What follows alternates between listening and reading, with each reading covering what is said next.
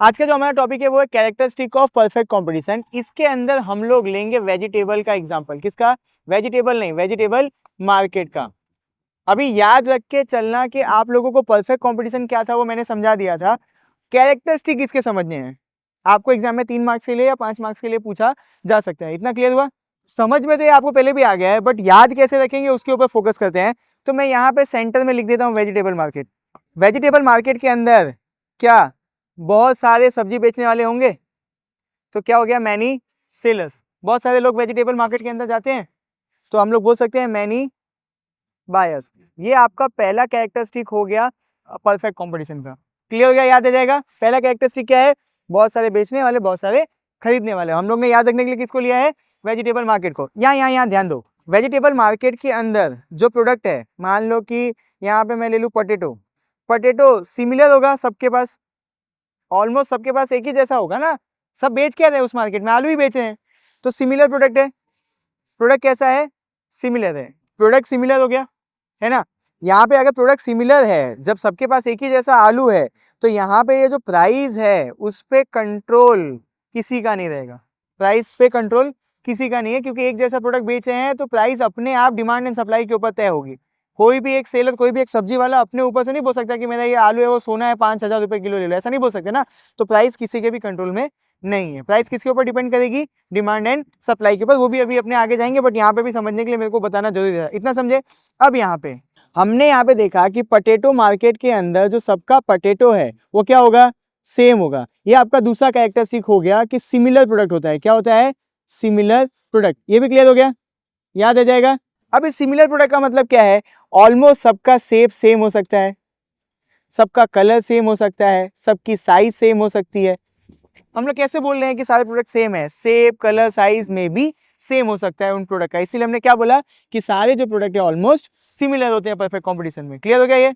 और सबका यूज भी एक ही जैसा हो सकता है। आलू का यूज तो सभी लोग एक जैसा करेंगे ना, तो यूज भी याद रख के चलना। देखो, हम लोग ऐसा बोलते रहते हैं ना कि भाई सब्जी के धंधे में तो बहुत प्रॉफिट है ना। तो जब प्रॉफिट होगा तो इसके अंदर न्यू सेलर्स की एंट्री होगी। न्यू सेलर की एंट्री होगी। कब एंट्री हुई? जब प्रॉफिट होगा। और अब उस मंडी में लोगों को लॉस होने लगेगा, तो ये क्या करेंगे? उस मार्केट को छोड़ के चले जाएंगे, तो एग्जिट हो जाएगा। तो ऐसा बोला जाता है कि परफेक्ट कंपटीशन के अंदर जो एंट्री और एग्जिट है वो फ्री है। क्या है? फ्री है। जब सेलर को प्रॉफिट दिखता है तो वो एंटर करता है, जब लॉस दिखता है तो वो एग्जिट कर जाता है। कोई भी रेस्ट्रिक्शन नहीं है। तो इसको हम लोग क्या बोलते हैं? फ्री एंट्री और एग्जिट। क्लियर हो गया? समझे? अब यहाँ पे समझना, मम्मी लोग जब मार्केट में जाती हैं तो मम्मी लोगों को आलू या सब्जी के बारे में सब कुछ मालूम है। तो हम लोग बोल सकते हैं कि मम्मी लोगों को परफेक्ट नॉलेज है मार्केट की।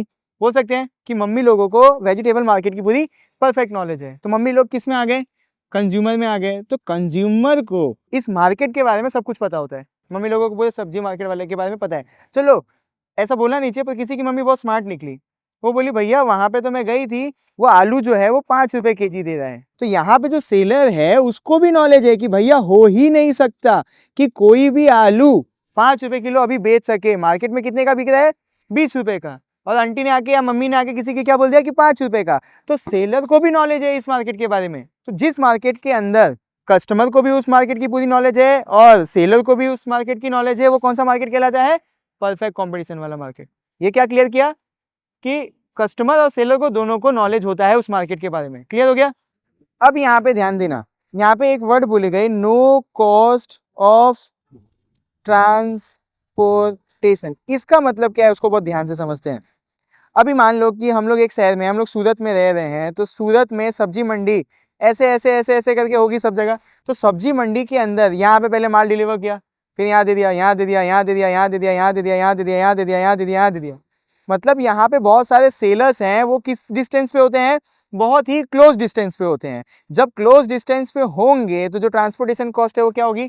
लो हो जाएगी। हम यहाँ से निकले, सबको ऐसे बांटते बांटते बांटते बांटते बांटते बांटते बांटते वापस आ जाएंगे, तो हमारा ट्रांसपोर्टेशन कॉस्ट सबके लिए क्या हो गया? कम हो गया। परफेक्ट कंपटीशन में जो सेलर्स होते हैं वो ज्यादा डिस्टेंस पे नहीं होते, तो ट्रांसपोर्टेशन कॉस्ट भी क्या होती है? ना के बराबर होती है, क्योंकि सब में बढ़ जाती है। ये भी समझ गए?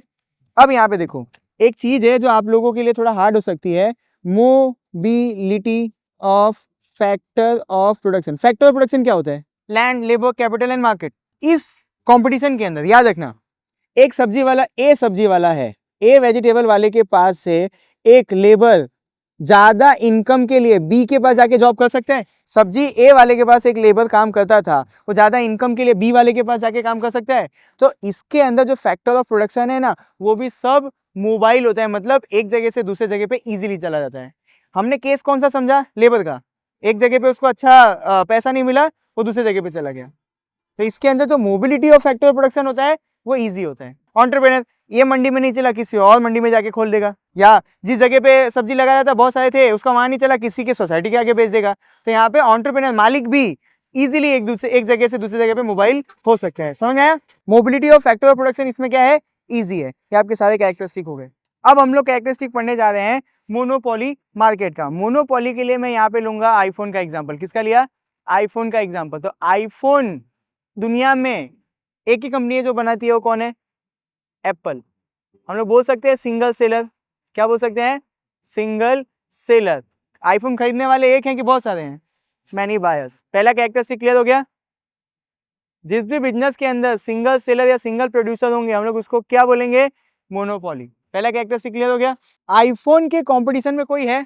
आईफोन जैसा कोई फोन बनाता है और तो कोई कंपटीशन नहीं है। तो यहाँ पे हम लोग लिखेंगे नो क्लोज सब्स्टिट्यूट। सब्स्टिट्यूट का मतलब होता है, जैसे कि आप लोगों ने 11th में अभी पढ़ा होगा, चाय नहीं तो कॉफी पी लिया, चाय का सब्स्टिट्यूट कॉफी। जैसे आप लोग को एंड्रॉइड फोन खरीदना हो तो आप लोग सैमसंग नहीं तो वीवो खरीद लोगे, वीवो नहीं तो वन प्लस। एक दूसरे के सब्स्टिट्यूट में कुछ है, बट आईफोन जैसा दूसरा कोई भी नहीं है। तो नो क्लोज सब्स्टिट्यूट, उसके जैसा कुछ और मार्केट में होता ही नहीं है। ये दूसरा कैरेक्टरिस्टिक क्लियर हो गया।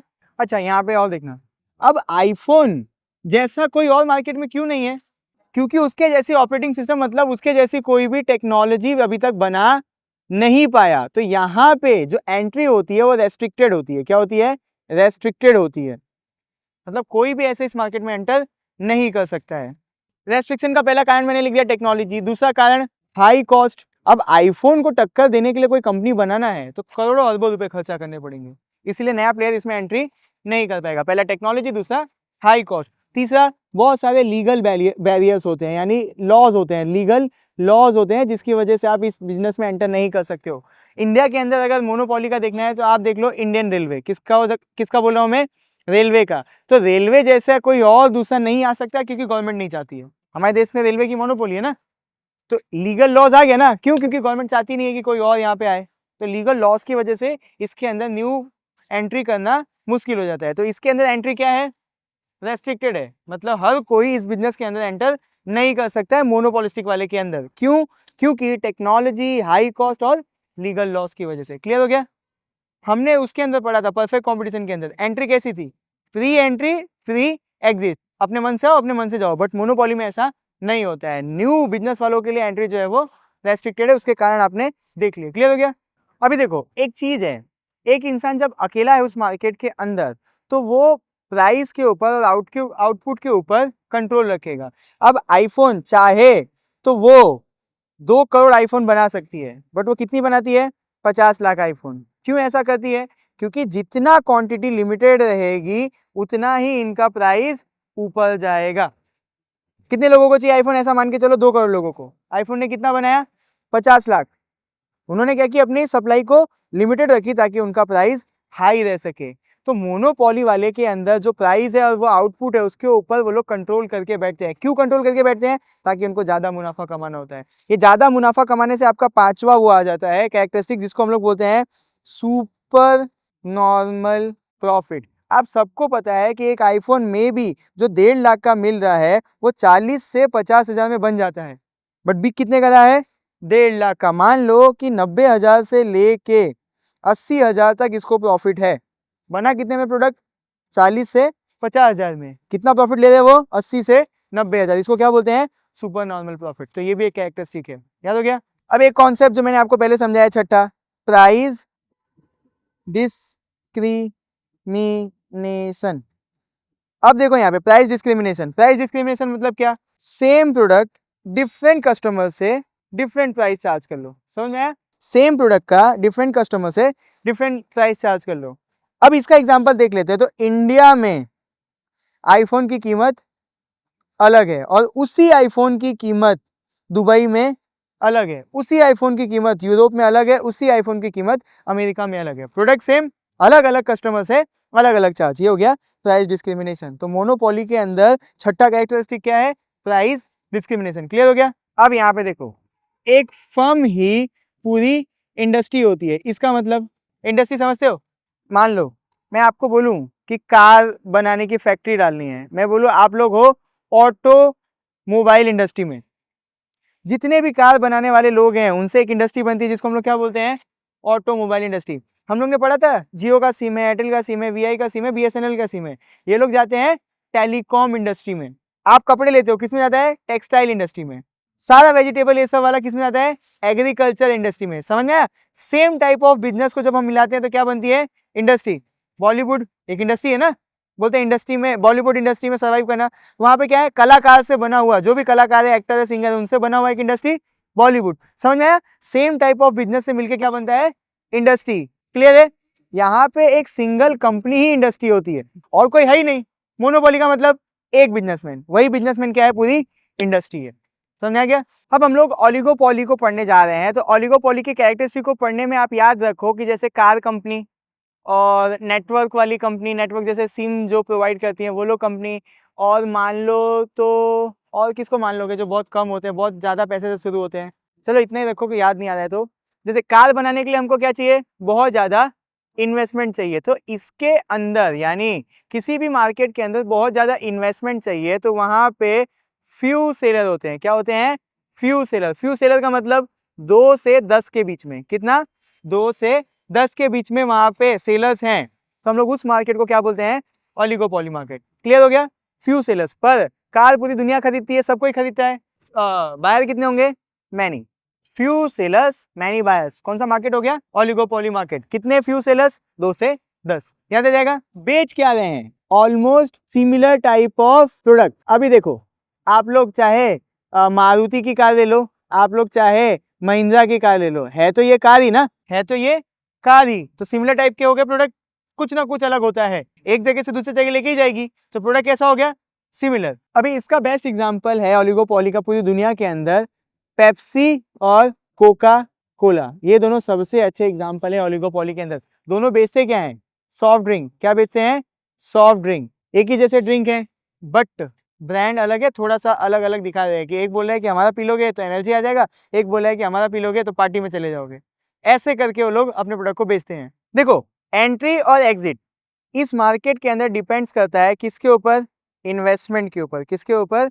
इन्वेस्टमेंट के ऊपर। अभी देखो, आपको कार कंपनी खोलनी है ना, तो आपको क्या चाहिए? बहुत ज्यादा इन्वेस्टमेंट। तो यहाँ पे जो एंट्री है वो रेस्ट्रिक्टेड होगी। क्लियर हो गया? अब एंट्री फ्री कब है? मान लो आपको सॉफ्ट ड्रिंक बेचना है, पेप्सी और कोको कोला तो कैसा हो गया कि बहुत बड़ी कंपनी हो गई, बट अगर आपको खुद का सॉफ्ट ड्रिंक बेचना है तो क्या बना सकते हो? बना सकते ना, हमारे देश में कैंपा कोला आया ना। तो अगर इन्वेस्टमेंट ज्यादा नहीं है तो आप इजीली इस मार्केट में एंटर कर सकते हो। तो एंट्री रेस्ट्रिक्टेड है कब? जब बहुत ज्यादा इन्वेस्टमेंट चाहिए। और एंट्री फ्री कब है? जब बहुत कम इन्वेस्टमेंट हो तो आप आ सकते हो इस मार्केट के अंदर। बैलेंस है इसके अंदर। क्लियर हो गया? अब देखो, जो इसके अंदर सेलिंग कॉस्ट होती है ना, वो सेलिंग कॉस्ट में भी हाई हो सकती है। अब ऐसा क्यों मैं बोल रहा हूँ? क्योंकि आप लोग ऑलमोस्ट एक ही तरीके का प्रोडक्ट बेच रहे हो, तो आप किस पे खर्चा करोगे? एडवर्टीजमेंट पे। किस पे खर्चा करोगे? एडवर्टीजमेंट पे। जब आप एडवर्टीजमेंट पे खर्चा करोगे तो आपका जो प्रोडक्ट का प्राइस है वो क्या हो जाएगा? हाई हो जाएगा। तो यहाँ पे सेलिंग कॉस्ट में भी हाई हो सकती है अगर आप नए कस्टमर को अट्रैक्ट करने के लिए क्या कर रहे हो? एडवर्टीजमेंट कर रहे हो। तो क्लियर हो गया? अब एक कार कंपनी दूसरे कार कंपनी को छोटा दिखाएगी, अपनी कार कंपनी को बड़ा दिखाएगी, उसके लिए क्या करेगी? एडवर्टीजमेंट। अभी अपने को दिखता है ना भोकाल वाली गाड़ी, मतलब स्कॉर्पियो और थार, ये कैसे पता चला हमको? एडवर्टीजमेंट के थ्रू। तो ये सब करने के लिए पैसा तो जाएगा, तो मे भी सेलिंग कॉस्ट हाई हो सकती है, मैं भी बोल रहा हूँ। अब हमारा जो पांचवा कैरेक्टरिस्टिक है वो इंटरडिपेंडेंस। इसके अंदर हमने एग्जांपल ले लेते हैं पेप्सी और कोका कोला का। पेप्सी की एक बोतल 200 ml वाली अगर 10 रुपए की है, तो क्या कोको कोला अपनी 200 ml वाली बोतल 20 रुपए में बेच सकता है? पेप्सी वाला क्या बोला कि हमारा 200 ml का जो ड्रिंक है कितने में आएगा? 10 रुपए में। तो कोको कोला वाला वही सेम 200 ml की बोतल 20 में बेच पाएगा? लोग क्या करेंगे? पेप्सी का सॉफ्ट ड्रिंक पीने लगेंगे। तो जो प्राइस है ना, इसमें एक दूसरे के ऊपर डिपेंड करती है, एक दूसरे के कॉम्पिटिटर के प्राइस के ऊपर, उसके सारे हरकतों के ऊपर डिपेंड करता है। एग्जाम्पल हम लोग ने लिया था, अगर एयरटेल क्या प्राइस है 199 रुपए और वोडाफोन वाले इसी सेम पैकेज को 299 में बेचेंगे तो सब किस पे चले जाएंगे, एयरटेल वाले पे। तो प्राइस जो है वो इंटरडिपेंडेंट है। अब हम लोग पढ़ने जा रहे हैं मोनोपोलिस्टिक का कैरेक्टरिस्टिक। तो इसके अंदर ले लेते हैं एग्जांपल सोप का। तो सोप बेचने वाले बहुत सारे लोग हैं, तो हम लोग बोल सकते हैं मैनी सेलर, और बहुत सारे लोग इसको खरीदने वाले, तो हम लोग बोल सकते हैं मैनी बायर्स। ये पहला कैरेक्टरिस्टिक हो गया। अब यहाँ पे दूसरा कैरेक्टरिस्टिक पढ़ लो, एंट्री और एग्जिट। आपको क्या लगता है मोनोपोलिस्टिक में एंट्री और एग्जिट हार्ड होगी कि इजी होगी? अरे जब बहुत सारे लोग बेच रहे हैं, बहुत सारे लोग खरीद रहे हैं, बहुत सारे लोग जब यहाँ बेच रहे हैं, तो इस बिजनेस के अंदर एंटर करना इजी होगा ना। अभी तेरे को सोप का फैक्ट्री डालना है, कितना जाएगा, 2-3 लाख रुपए। तो अपने लोकल एरिया में तो बेच ही सकते हैं ना। अपने JDC में नहीं है सॉप की दुकान, सॉप का मैन्युफैक्चरिंग का छोटे छोटे प्लांट लेके। मान ले कि अपने अपने घर में एक जगह है, वहां पे वो मशीन लेके आनी है और उससे साबुन बना लेना है। तो इसके अंदर जो एंट्री है वो इजी है और एग्जिट भी इजी है। आपका मन किया आप आ गए, आपका मन किया आप निकल गए। क्लियर हो गया? ये लोग बेचते क्या है, ऑलमोस्ट सिमिलर प्रोडक्ट। क्या बेचते हैं, सिमिलर प्रोडक्ट। अच्छा यहाँ पे ध्यान दो, सब साबुन अगर बेच रहे हैं तो हम लोग किसी एक पर्टिकुलर ब्रांड का साबुन क्यों खरीदेंगे? मान लो यहाँ पे मैंने आपको एग्जांपल दिया था, लक्स है, फिर यहाँ पे हम ले लेते हैं लाइफ बॉय को ले लेते हैं, ठीक है। अब आप ये दोनों में से कोई साबुन को क्यों खरीदे हो? क्योंकि बेचने वाले ने आपको बताया है कि उसका साबुन डिफरेंट है, मतलब कि लक्स डिफरेंट है। किससे? लाइफ बॉय से। अगर आप लक्स से नहाओगे तो आप अच्छा स्मेल करोगे, अगर आप लाइफ बॉय से नहाओगे तो आपके शरीर का बैक्टीरिया मर जाएगा। ये लोग कैसे अपने सामान को बेचते हैं? डिफ्रेंशिएट करके, थोड़ा सा अलग दिखा के। ये आपका हो गया तीसरा कैरेक्टरिस्टिक। क्लियर हो गया? अब यहाँ पे ये जो नॉन प्राइस कंपटीशन वाला है, इसको बात से समझना। सोप है ना, वो आप बेच ही रहे हो 10 रुपए का। कितने का बेचे हो? 10 रुपए का। अब इसके अंदर आपका कितना ही प्रॉफिट होगा यार। अब इसके नीचे तो आप नहीं जा सकते। अगर आप इसको 6 रुपए का बेचने लगो, 8 रुपए का बेचने लगे, तो आपको लॉस आने लगेगा, है ना। तो यहाँ पे लोग प्राइस के ऊपर लड़ाई नहीं कर रहे होते, प्राइस के ऊपर कंपटीशन नहीं कर रहे होते। किसके ऊपर कंपटीशन कर देते हैं? क्वालिटी के ऊपर। किसके ऊपर? क्वालिटी के ऊपर। क्योंकि इस मार्केट के अंदर, मोनोपोलिस्टिक मार्केट के अंदर, जो प्राइस है वो पहले से ही लो है। क्योंकि बेचना किसको है? सब लोगों को। तो सब लोगों को जब बेचना होता है ना, तो हमको एक अफोर्डेबल प्रोडक्ट बनाना होता है। तो प्राइस तो निकल ही गया कि प्राइस पे इसमें कंपटीशन हो ही नहीं सकता। किसके ऊपर कंपटीशन होता है?